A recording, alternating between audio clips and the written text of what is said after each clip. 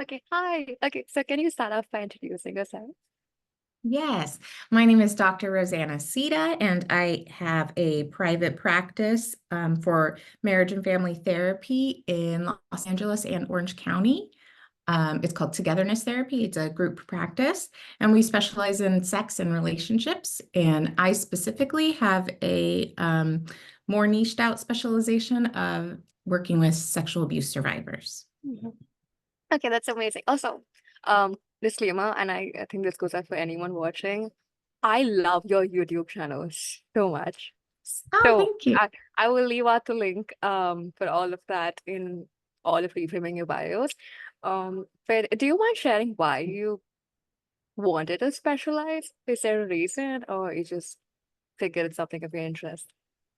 Well, so the interest in sex and people, so Mm-hmm. psychology, sociology, that kind of thing, Mm-hmm. um, has been forever. And when Mm-hmm. I say sex, I mean like bodies, I mean the shame that people carry with it, all of that stuff, Mm-hmm. as long Mm-hmm. as I can remember. And I normally attribute that to my mom, Okay. who um with my sister was a teen mom, got pregnant at 18, I believe. And because of her experience, she thought it was really important for my sister and I to be able to talk to her about those things. Oh, that's amazing. Um, yeah, so she was really open about like anything we'd ask appropriately, definitely appropriately, not nothing too crazy. But it was just easy to talk about. And Mhm. so again, I had a general interest in people, like Mhm. psychology. And then I found that sex is interesting to me and it's easy for me to talk about. Mhm. So that was that specialty. Right. And when I started, well, even before I started my schooling to be a therapist, before I started, I was like, let's see if I am even interested in this kind of field. And so I volunteered at a rape crisis center. Mhm. And I mean, from the training, like before I even did it, Mhm. I knew I wanted to be a therapist, like just from the training. And Aw. then once I actually got to be, it's called an advocate. So you're not really you're not at all a therapist, but you sit with people as they are going through the interview with the police and Mhm. being examined by a nurse and all of these things. You just Mhm. sit with them and accompany them. And that experience got me interested in working with survivors because I see. seeing them the day or night of is a very unique, different experience. Mhm.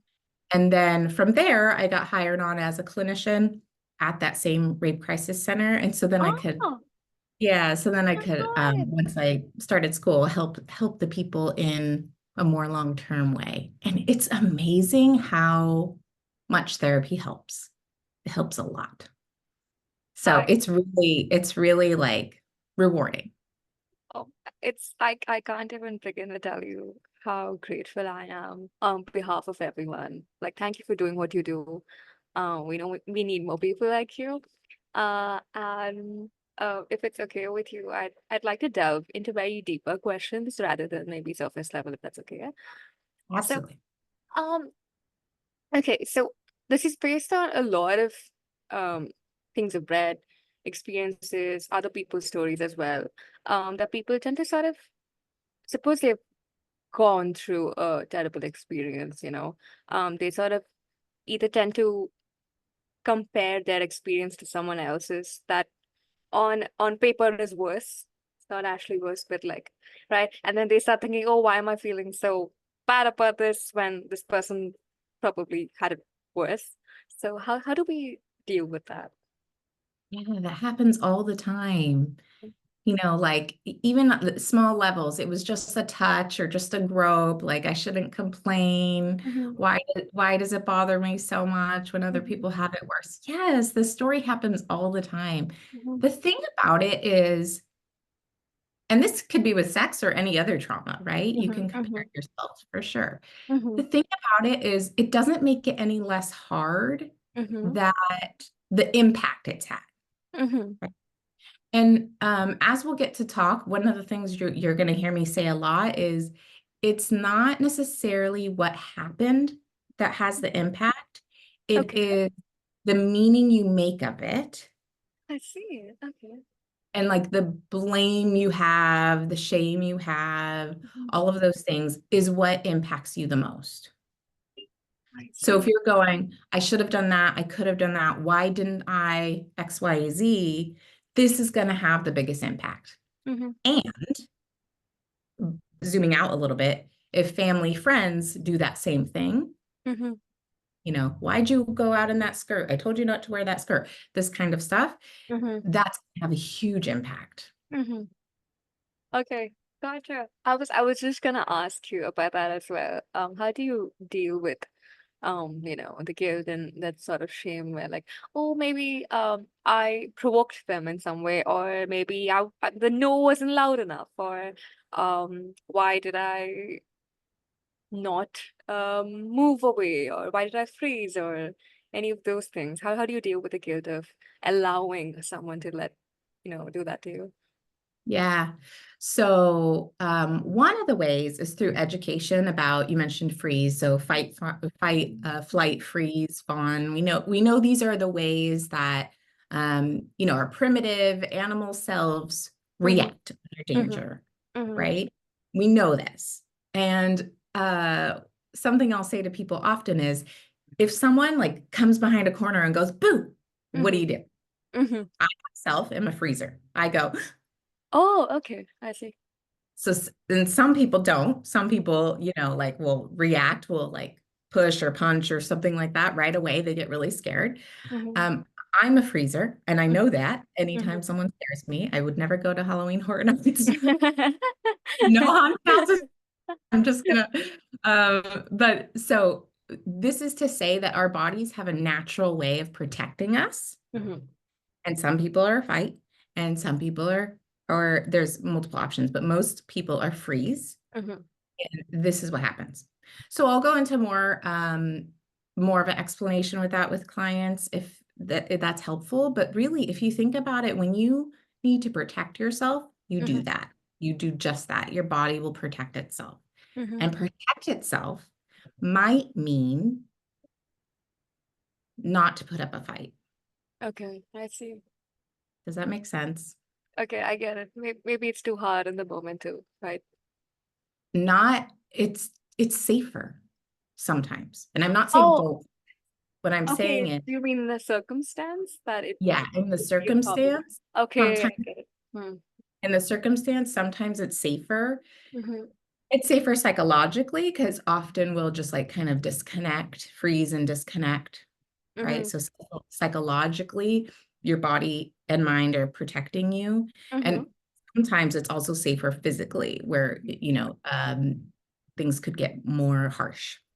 Right. I've actually, honestly, as heartbreaking as it sounds, I've heard this many times where, God, I feel so terrible even saying this, where you pretend like it's not, you're not sort of reacting too much, so they let it be. Otherwise, it gets more aggressive and probably it'll physically be worse, if you do something and respond to that.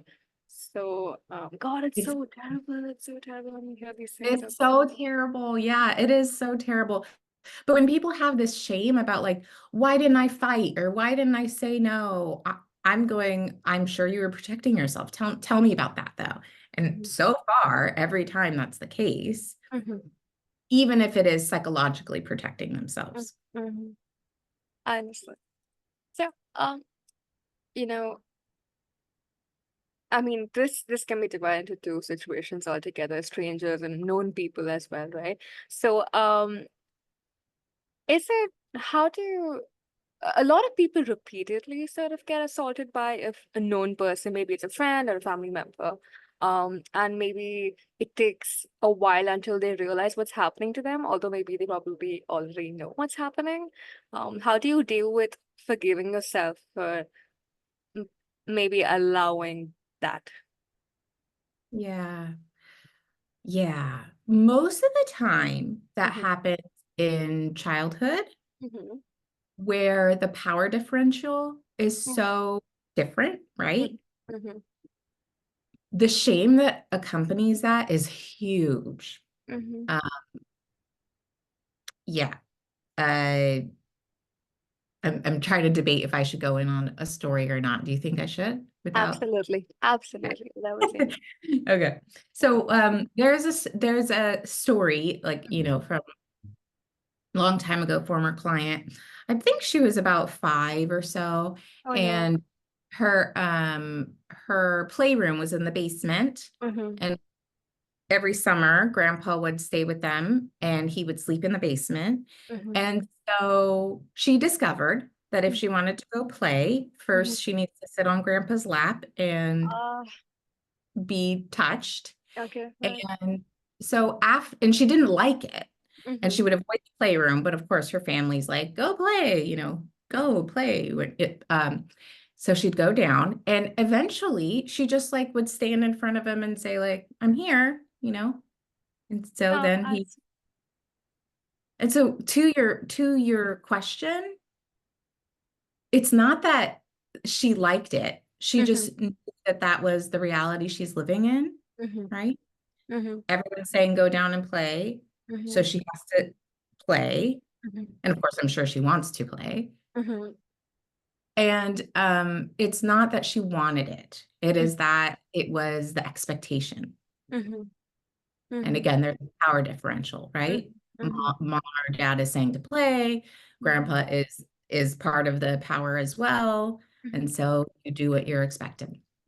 Okay. So that was a story of a child. Mm-hmm. And I think everyone could hear in that how ridiculous it would be for someone to say, how bad am I for standing in front of him and like offering myself up, Right. right? That's you Yeah. can see with something like a 5-year-old that that doesn't really make any sense. Like, Mm-hmm. of course, Absolutely. they're just doing what's expected of them. Mm-hmm. Okay. So as we get older, we have like different expectations of ourselves. Mm-hmm. We don't always know when our boundaries are being crossed. Like maybe it's kind of a icky or funny feeling inside of us. Mm-hmm. Sometimes you can't like quite put your finger on why. Let's Mm-hmm. say let's say it's a partner, Mm-hmm. a boyfriend, Mm-hmm. right? Mm-hmm. It's like, I mean, I normally do have sex with him, so sometimes when I say no and he doesn't listen, like, what's the difference? Right. Of course. Yeah. This kind of Very idea. hard of It's like, them. Mm-hmm. I don't know. Mm-hmm. It's not really an assault because Mm-hmm. sometimes I want to. Mm-hmm. So I think that it's confusing. I think it's really confusing. Mm-hmm. And then, of course, there's examples of other people in power, like clergy or teachers, things like that. And that's Mm-hmm. also confusing Mm-hmm. because it normally comes with some extra grooming benefits. You get front of the line or better grade or whatever. And Right. it's not they're engaging in those things for that. All they know is they feel special, Correct. Right. you know? And so Mm-hmm. it's touching on that. And sometimes people need that a lot. Mm-hmm. Okay, yeah, I see a lot of even situations where it's just about like someone listening to you and like in exchange just sort of offering your body as um a friend who listens to you or something like that. But Yeah. of course Yeah. heartbreaking. But oh actually, okay, you spoke about the partner, right? I wanna delve into that. So let's say there is a partner who, right, of course, no two people can have the same sex drive. I know, I'm aware of that. But then, let's say someone has been assaulted or raped, and their partner wants to initiate sex, but then what is that boundary where if the other person says no, um, they're okay with that. But if it goes on for too long, maybe it can cause issues in a relationship. Sure. Understandable. Yeah. Sure. Yeah. In this scenario, are we assuming the partner knows or doesn't know? Ah, I see. Okay, I didn't think that. Okay, maybe can we take both scenarios? Yeah. Okay. So if they don't know and the Mm-hmm. person doesn't want to share, Mm-hmm. that's fine. Mm-hmm. You don't have to share it Mm-hmm. whatsoever. Mm-hmm. Um, you don't have to share, but how do I say? But there will be an impact to that, you Mm-hmm. know? So Mm-hmm. if you don't want to let someone know what's going on with you, they're going to fill in the blanks. They're going to say to themselves, oh, he or she just isn't attracted to me, or he or she Mm-hmm. doesn't like sex, or whatever. And so they fill in the blanks and then they say, well, do I want to be in a relationship with someone who doesn't find me attractive or who doesn't like sex or who, whatever. Mm-hmm. Uh, they're going to fill in the blanks. Mm-hmm. And so, not that you have to say, you could Mm-hmm. say vaguely, like, I've had certain experiences that make me uncomfortable with sex. I need to take things slow, something Mm-hmm. like that. Mm-hmm. If you're working on it, you could say, I'm working on it with my therapist, but I need some time. You could say things like that. And Mm-hmm. hopefully, your partner is understanding and perhaps asks questions and wants to get to know how they can interact with you better. Mm-hmm. But if you don't want to say anything, that's fine. Just Right. know they're going to be filling in the blanks. And so that's hard. Yeah. For That's them. just communication, Yep. that's hard. If your partner knows, Mm-hmm. and by know, I don't mean every detail, Mm-hmm. just knows, you struggle in this area and you've had some negative experiences. They could know every detail, but you don't have to tell them. Mm-hmm. You've had negative experiences. If your partner knows and is still pushing, there is something called coercion, Mm-hmm. which is a version of sexual abuse, Mm-hmm. um, where it sounds like this. Come on, let's just try Mm-hmm. just a little bit, or if you don't like it, we'll stop, or stuff like that. It's like the coaxing you, the Right. like Right. convincing you. Mm-hmm. That is called coercion, Mm-hmm. and that is in so many cultures okayed. It's really thought of like as a boys will be boys kind of thing. Sure, he's a Right. guy, like these kind of things. It's coercion and it's a form of sexual abuse. Mm-hmm. Okay. So if someone is coercing you or Mm-hmm. like trying to convince you, I Mm-hmm. just want everyone to know that is abusive right Mm-hmm. then and there. Mm-hmm. Um, and we can either get out of that relationship or we can restate our boundary. So, Right. I said I wanted to take it slow. Mm-hmm. I told you this is hard for me. Mm-hmm. Here's what I can do. And this Mm-hmm. is often the case. What Mm-hmm. I can do right now in our relationship is whatever it is. I can cuddle. I can do everything but this sex act. I can initiate myself. If I initiate, I feel more comfortable with it. Mm-hmm. Mm-hmm. So you just need to let me initiate for Mm-hmm. now, this kind of thing. But so you talk about what you need I see. and how to do that. And if someone is convincing you otherwise, just know it's Yeah, inappropriate. absolutely. Thank you for that. And what about the other person? Let's say it's been, I mean this in the most respectful way possible, that it's been a very long time since maybe two people have had sex at all. And maybe it's impacting the relationship. And it's nothing really to do with coercing the partner, but maybe other issues that, intimacy issues that seem to arise. So Yeah. how can the person who, the partner, what can they do in a situation like this? Yeah, I would say ask. So, Ah, you okay. know, this is important to me, and I think it's important for intimacy and for our relationship, Mm-hmm. and I want it to be a more regular part of our life. Mm-hmm. Like, what should we do? Mm-hmm. Okay, Okay. let's say the other partner says, I don't know what to do. I'm just really uncomfortable. They could get help together, as in therapy. Mm-hmm. The partner could go to like a group, Mm-hmm. learn more information from books. There's a lot of things that they can do for Mm-hmm. themselves. Mm-hmm. The partner, although patience would be required, Mm-hmm. Of course. we don't, you can't just excuse you like not getting intimacy needs met Mm-hmm. ever. Right. So if there is no movement, then Mm-hmm. and they'll need to evaluate what they want in a relationship. Mm-hmm. And, maybe their bucket is getting filled in so many other ways that this is fine. And that happens. Mm-hmm. But they're willing to wait a very long time. Mm-hmm. But mostly ask, how can I help? What can I do? Mm-hmm. And then the other thing I would say is not to think of sex so narrowly as like, in a heteronormative way, penis, Mm-hmm. vagina Right. sex, Of course, yeah. like not to think of it so like this is the way. There's a Mm-hmm. variety of different ways. Mm-hmm. And even zooming out on the different ways we can have sex, it's Mm-hmm. also like, what is it that I want from sex? So a Mm-hmm. lot of people want to feel attractive. I mean, there's hundreds of reasons, actual hundreds of reasons. Mm-hmm. But like some of the common ones are I want to feel attractive and they like crave the touch and closeness. Mm-hmm. So perhaps they can think of something that can give them all those things Mm-hmm. that isn't triggering to the person. Ah, I see. Okay. I don't know, take a shower together, cuddle naked, or like, et cetera, et cetera, et cetera. Like get creative about how to get an itch scratched, even if it's like not Understood. exactly what you want in the interim time while the partner is doing their work. Mm-hmm. Okay, I Figure love that. Yes, it out. okay.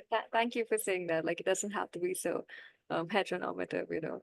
Um, Yeah, and who even defines sex as just penis and vagina anyway? I think sex is a very um personal experience. Whatever you call sex to you is sex. So, uh, yeah.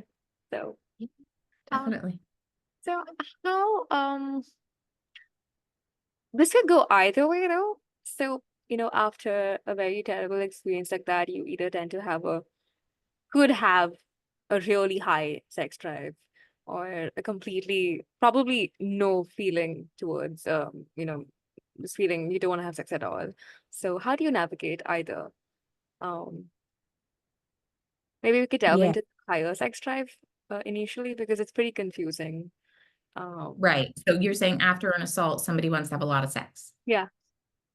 What the theory is on that, or the Hmm. belief in psychotherapy is on that, is that what that person is doing is trying to reclaim their sexual selves Hmm. on their own terms, right?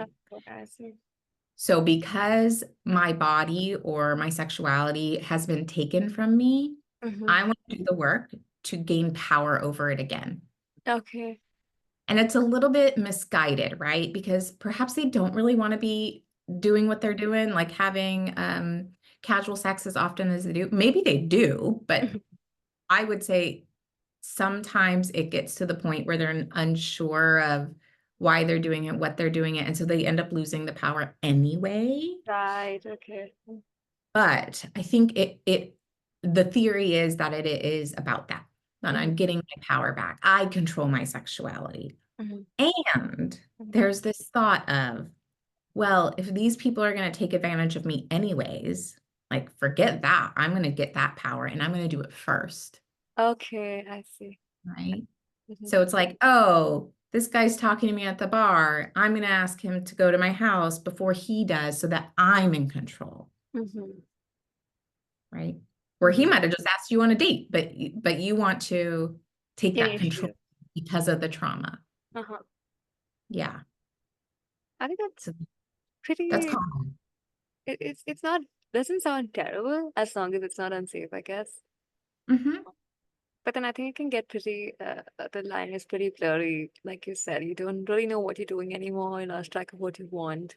Um, but yeah. And Uh, you're like cutting yourself short sometimes. So if as I said, if you're assuming all these people want is sex, and then so you kind of jump the gun, mhm, right? mhm. You'll never know if they wanted more. If, Right. if of course that's what you want. Of course, yeah. So, can we talk about um the other aspect where you stop feeling like you want to have sex at all? Um, how do you Yeah. navigate that? Yeah. I would say that's more common. Okay. And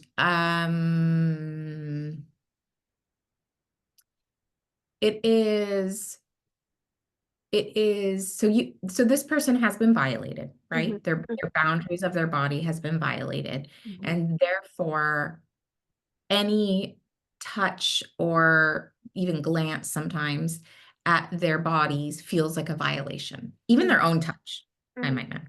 Mhm. Their body can feel completely disconnected from them and sort of disgusting. Mhm. They're like, oh, I'm gross. Don't look at me. Don't touch me. Not even myself, right? There's a Mhm. lot going on for them. Um, we know that people get triggered from certain things, Mhm. and it varies. So it can be like, the person who assaulted me touched the back of my neck. And so if someone touches the back of my neck, whew, like this is over. I go out of body. I'm going to a different place. I don't want to be touched by you. Okay. So we know that, but also in smaller ways, as I said, it could be like a whole body experience Mhm. where they are just either disconnected or feel gross in their body or feel that sex period is objectifying, Mhm. right? They're nothing but an object. Mhm. All of these things would need to be worked out through trauma work, and Mhm. that is with a therapist, hopefully, Mhm. uh, or Mhm. self-help books, a lot of journaling in combination with your self-help books. And Mhm. then the other thing I would say is baby steps. Mhm. So self-touch, and I Mhm. don't necessarily mean masturbation. I Mhm. mean like actual, I'm touching Just myself. touch. Okay. Okay. I see. Just like, Mhm. I mean, you could do masturbation, but just like, does this feel good to, like, how do I pleasure my body Mhm. by touching Um, myself? Like, mhm. this feels great. This is Mhm. me pleasuring my body. Mhm.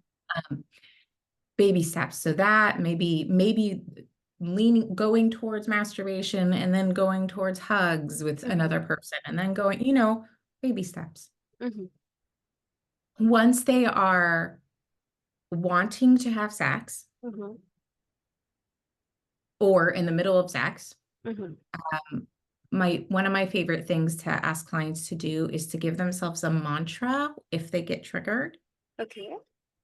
So they'll say either out loud if their partner knows, Mhm. or in their head, something like, and they can make up their own mantra, of course, Mhm. but something Mhm. like, I'm here, I'm safe. Okay, I see. That makes sense. So I'm here will ground them to right now, not the past, Mhm. right? Mhm. I'm here in the living room, I'm safe. Mhm. I'm right here, I'm safe. Mhm. Just keep saying that to themselves, keep saying it to themselves so that they ground themselves to that moment, Mhm. right? That is helpful. Mhm. Also, if their partner knows, to let them know, and it doesn't have to be like, stop, I'm feeling triggered. It can just be Right. like, hey, can we switch things up? Hey, can we slow down? Mhm. Can we take a little break? I'm gonna get a water. It it doesn't have to be a full stop. It can be, but it doesn't have to be. Okay. Thank you. That actually partially almost answered the next question I was about to ask. Um, but um you spoke about, being there, that mantra that you spoke about. So maybe it's possible when someone's, trying to masturbate, right? And they want to feel good, um, that the feeling is similar to being touched by someone else, in the sense that the end result is the same as being touched by someone else, and it's difficult to masturbate without thinking of the experience. How can they deal with that? Would you say it's the same mantra that they can use in this Yeah. situation as well? In that situation, I might say, it makes me want to say two things. Okay. Okay. One is not what you asked, but for your listeners, I want them to know this is Mm-hmm. very common. It's very common Mm-hmm. for assault survivors Mm-hmm. to masturbate and think of being assaulted. Ah, okay. And so I know that's not the question you asked, but No, no, no. But I just want to say because it's really, really common and people have a ton of shame around that, a ton of shame. Mhm. Again, we go back to the reason they do that is to gain a mastery over it.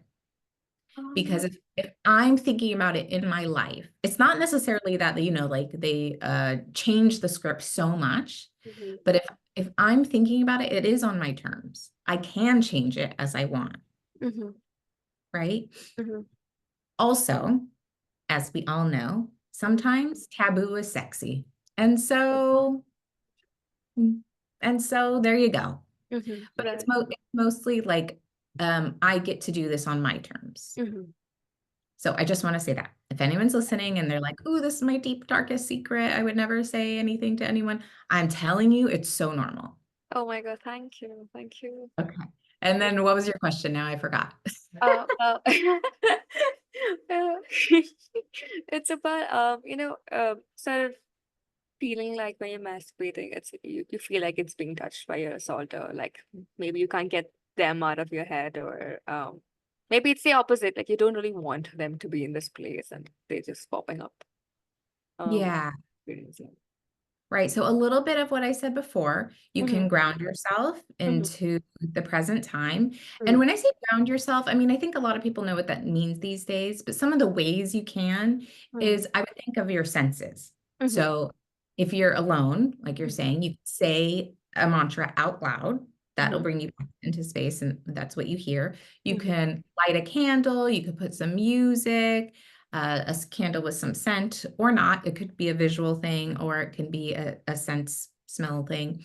Um, have a comfy blanket next to you, something soft. mm-hmm, You could even use something soft. So I don't know if you all know, but everyone doesn't masturbate the same, mm-hmm, even men.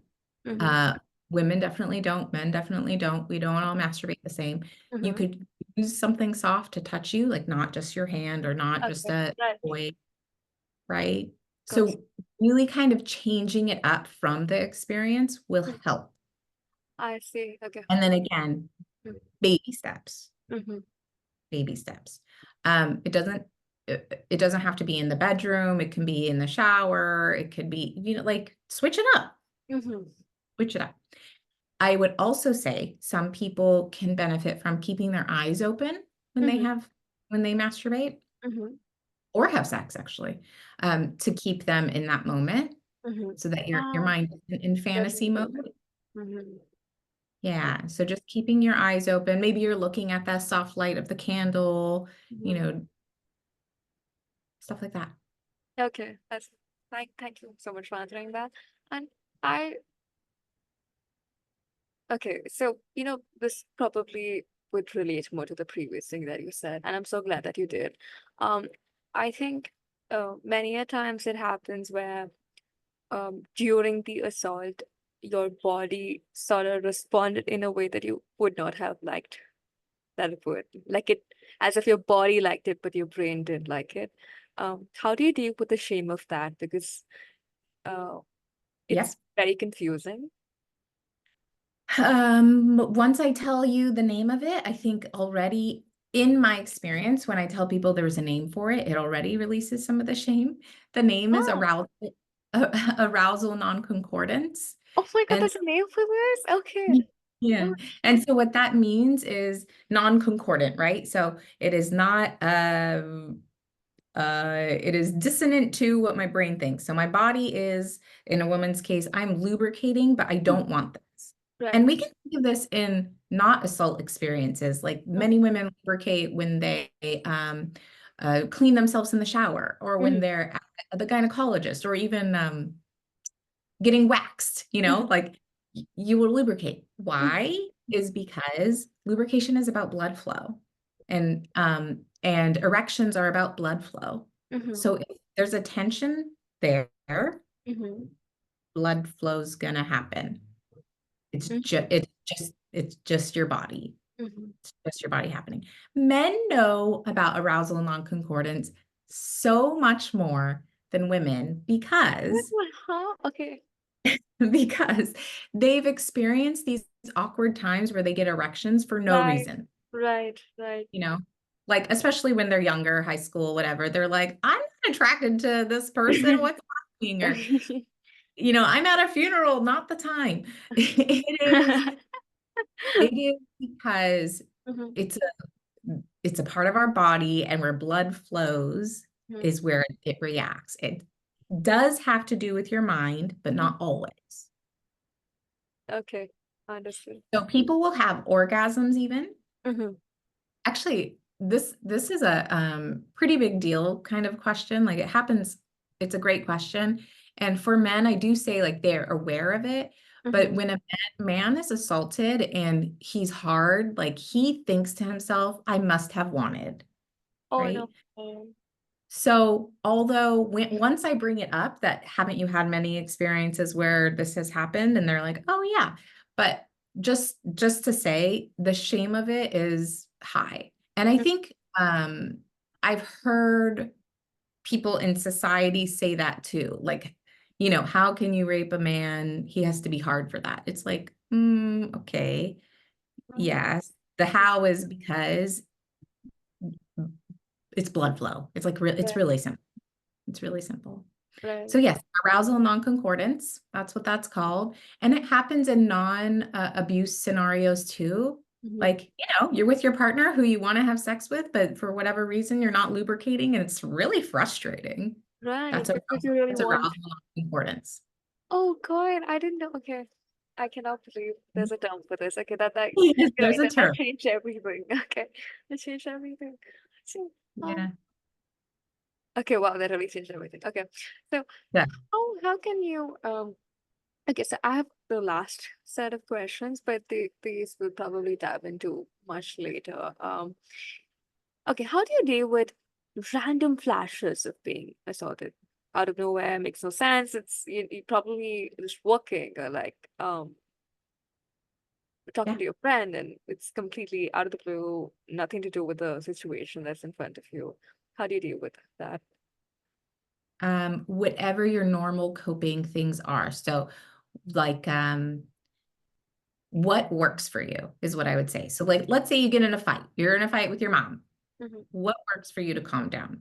mm-hmm, Some people is space, I just take some space. Okay. Some people need deep breaths. mm-hmm, Okay. Some people like to go for a walk, have a snack, like all these uh-huh, things. uh-huh, Knowing what is good for you, like mm-hmm, easy and good. mm-hmm. Um, Stretch is helpful. Water's like, just take some sips of water. That will help. That's also I Um, yeah.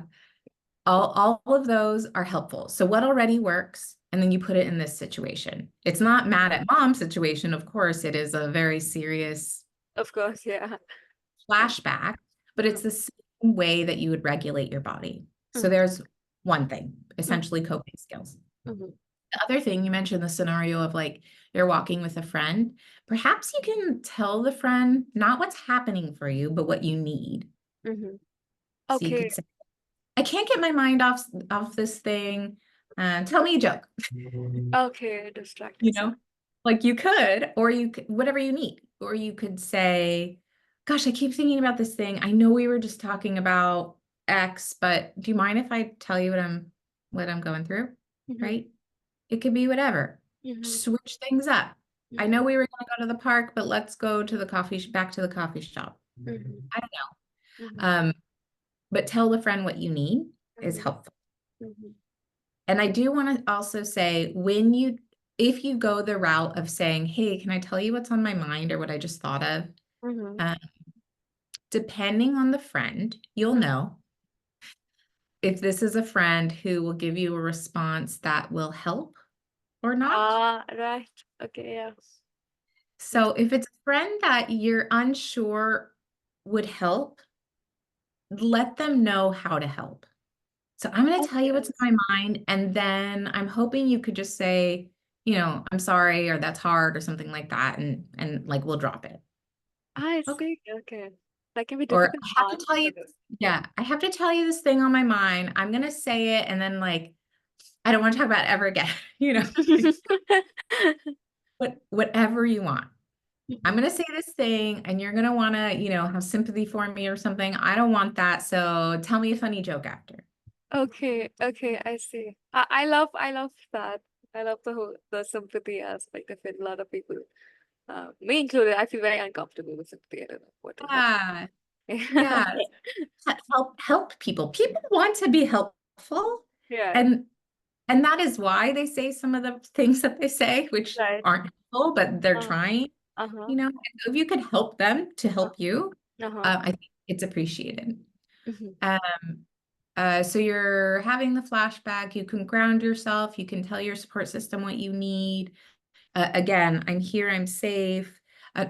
Our mantra, deep breathing. And then, of course, if you're in therapy, try to kind of clock what it is that you were just doing and thinking so that when you go back to therapy, you can analyze what that trigger was.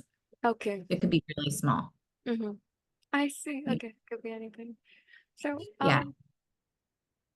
how, okay, so now this is pretty, this might not be the case for everyone, but many times, it can cause PTSD and depression, post this, and it can take God knows how long to sort of recover from that, but you can't really pinpoint why you're depressed or why you can't seem to feel like you don't have energy to get up or energy to do things, or even if not depressed, just like burnt out maybe.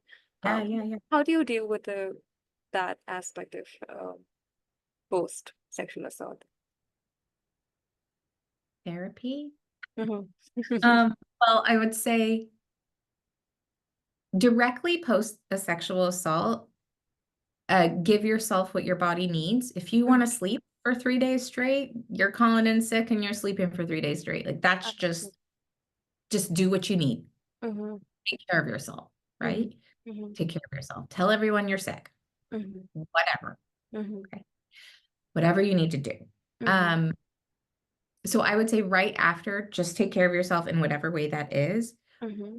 Longer term, you're just feeling down ever since you're not the same person, all of that. Hmm. Um, truly, and of course I'm a therapist, so maybe I'm biased, but truly therapy will help. Hmm. You mentioned some people experience this, some people don't.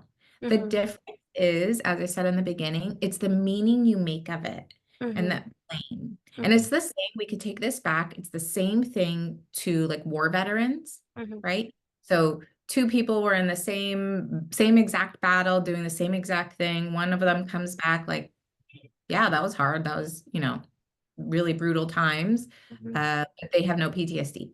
Another person having the same experience comes back and says, my life has changed. I can never be the same, X, Y, and Z. Hmm. The difference between these two is the first one says, I did everything I could.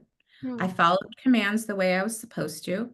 And war is hard. Hmm. The second one says, gosh, I wish I could have done more. I don't know if I should have followed the command or if I should have went against it. I know I'm not supposed to go against it, but maybe I should have. Should I have known better? I really should have tried harder. Why was it them and not me? And all of these questions. Hmm. Blame, shame, shoulda, woulda, coulda. Let me go back in history and fix this. And those things are what keep them stuck. I see. Same with assaults. So if we have the blame and shame, which I might say more often than not, most people are like, no, I don't blame myself. But when you really get to it, they do.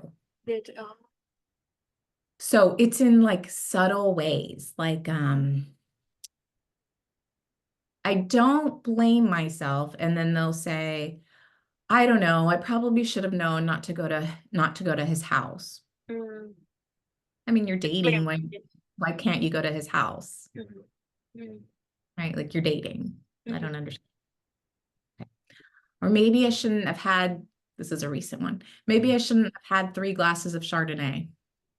Oh no, okay.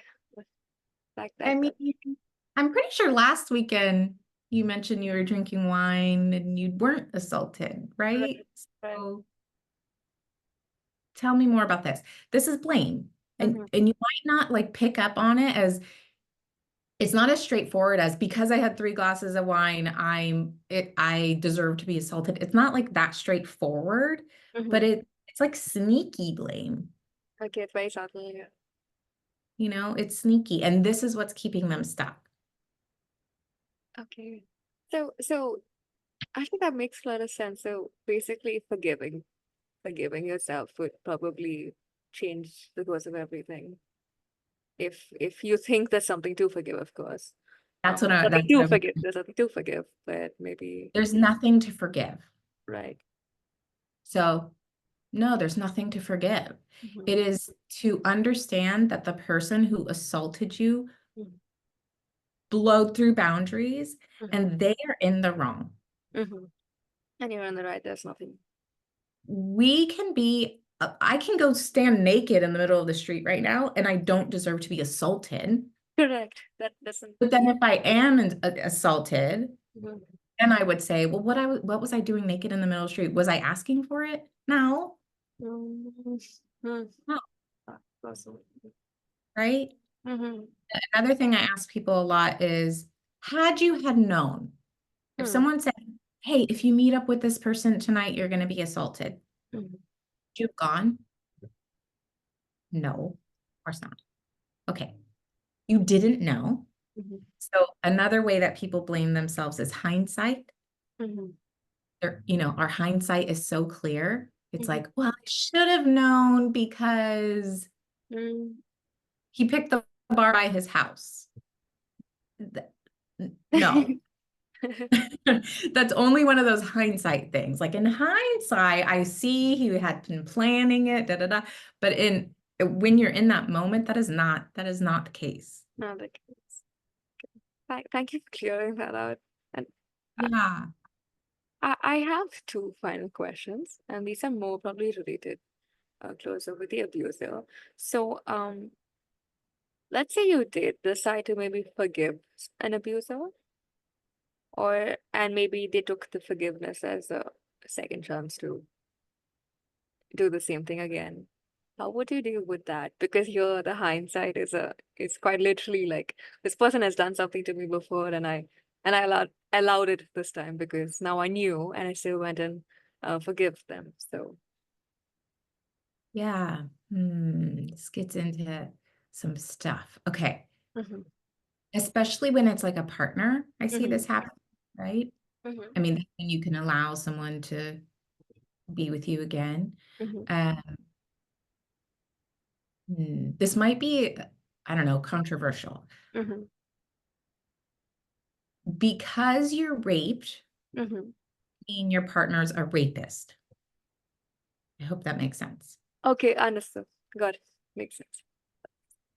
The impact is the same, Mhm. right? The impact on you is the same. Mhm. The intention they had behind it Mhm. is not the same. Mhm. Okay. Who cares about their intention if the impact is the same, though? I Mhm. could say that. Mhm. And I think most people outside of the situation would say that, right? Mhm. Like, I don't care what his intention was, his or her Mhm. intention was. It is Mhm. it's the impact. They actually did the thing, and that's all that matters. Mhm. Okay. But it's helpful to separate I've been raped Mhm. and he or she is not a rapist Mhm. because Mhm. part of what keeps people in it is this like dissonance between, but he's such a good guy. Mhm. Or he treats me so well, like 90% of the times, but this happened a couple of times now. Like it doesn't make sense, right? Confusing. So they just go like, but he's such a good guy, or they're such a good person. So it's really confusing. Mhm. And, and so they continue. Mhm. Why that partner does it, I mean, is probably a whole other podcast, a whole other interview. One of the reasons I did allude to before, if in the male's case of like boys will be boys, like so sometimes, and that is not excusable. I'm just saying sometimes men have learned coercion or Right. aggression Mhm. is sexy and things like that, right? And it is misguided, Of course. but it doesn't necessarily mean he's a rapist. And so when you tell yourself, okay, it happened one time, they didn't really mean it, hopefully you can talk to them about it, let them know what happened, and then it happens again.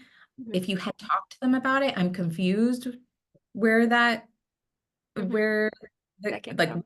how did that happen again? Mhm.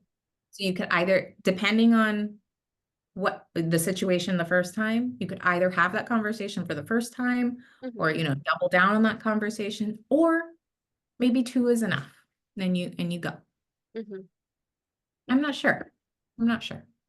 But I do think separating the rape from the quote unquote rapist Mm-hmm. is helpful, especially in Mm-hmm. partner situations, because we love our partners and we don't want to Right. think of them. And so, But but just because they're not like that doesn't mean you haven't been raped. mhm. Okay, I love that you put it like that. So, the final thing, actually, my final question is related a lot to that dissonance. So, this could be, of course, in most cases, I'm guessing a partner, but does not have to be a partner either. Could be like maybe a friend who raped you a lot or a family member. Um, this sort of attachment that you have to someone who literally did that to you can be very confusing, where you um, still either care for them or forgive them, or maybe you would miss them, but not quite literally miss the experience of that. How do you deal with that attachment to an sexual abuser? Yeah.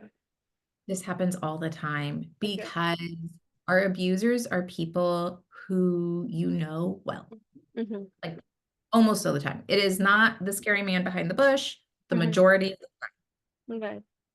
they're people that are close enough to you to get close to you and to hurt you, Mm-hmm. right? Including family, Mm-hmm. neighbors, friends, etc., etc. Mm-hmm. Yeah, yeah, yeah. So you do have love for these people.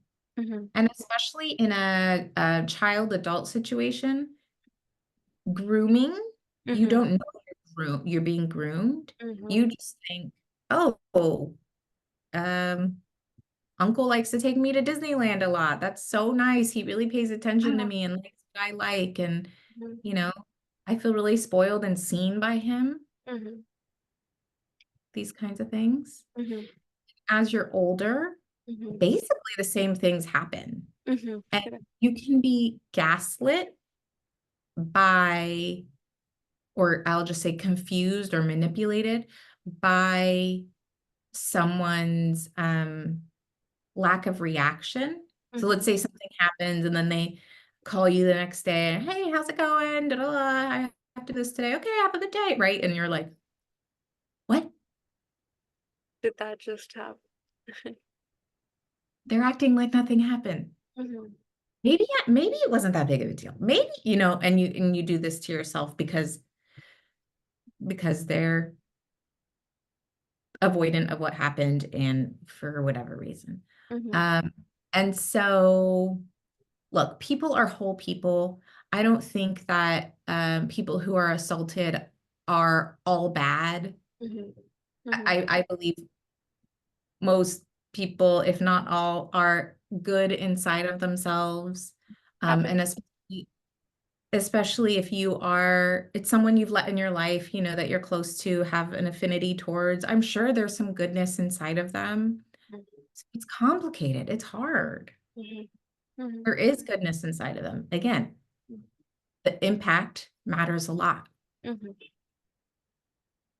Of It's course. not that they're bad people. Good Mhm, people do bad things. mhm. And just because they're good people, that doesn't mean you need them around you. Right. Of course.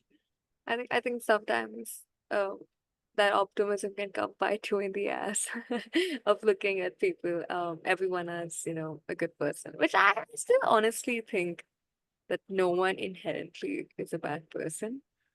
Maybe unless you're like that level sadistic where you actually get like a thrill out of maybe hurting people. Maybe that's an exception. But Yeah, I think maybe there's some exceptions, but I do agree.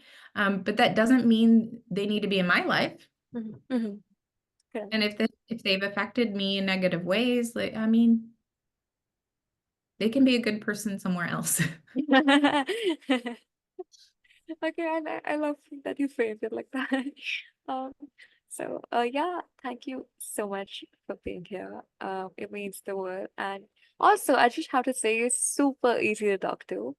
Oh, And nice. yeah, you're very warm, and I really love that. And yeah, thank you for doing what you do. I'm gonna promote your work. Okay, do you only do therapy, or do you also like do coaching that's part of? Because I know the license doesn't permit you to sort of give therapy to people. Yeah. Within togetherness therapy, there's both. So that's the group practice I work in or own both. So we do both. Everyone specializes in sex and relationships and working with assault survivors. So they'll be someone to help them. Okay, so if um there's someone maybe far off, because I think most of the people in the community are Indians, but if they suppose they do want to talk to you, like a proper like course, but then you probably can't give them therapy. Is there some other I coaching can't or give some them other thing that you therapy. can? You can? I can't give them therapy. I cannot give them therapy. Happy to answer questions. Okay. And there Yes. are coaches on the team that have been trained by me Uh-huh. that can work with them. Okay, all right. Okay, that sounds perfect. Okay, so I will drop all the website, social links, everything. It's only on our website, but I will make sure that I promote all of that on our social media. Thank And you. thank you so much for being here. And I hope you have a lovely day, a lovely You, weekend, lovely everything. you too. Yeah. Bye-bye. Bye. Take care.